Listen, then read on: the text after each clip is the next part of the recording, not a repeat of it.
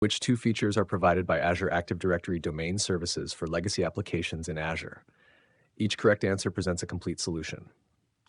A. NTLM and Kerberos authentication. B. Modern authentication protocols like OAuth and OpenID Connect. C. Group policy support. D. Built-in multi-factor authentication FA. The correct answers are AAM and Kerberos authentication and C. Group policy support. Now let's explain why these two answers are correct.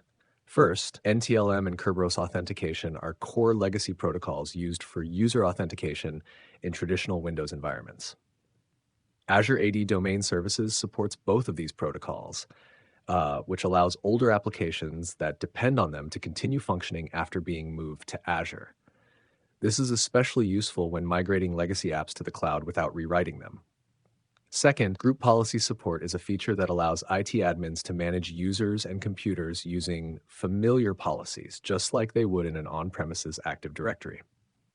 Azure AD Domain Services enables the application of group policy settings to manage things like user restrictions, software installations, and security settings across your virtual machines. On the other hand, Azure AD Domain Services does not support modern authentication protocols like OAuth or OpenID Connect. These are features of Entra ID, formerly Azure AD, which is used for newer cloud-native applications.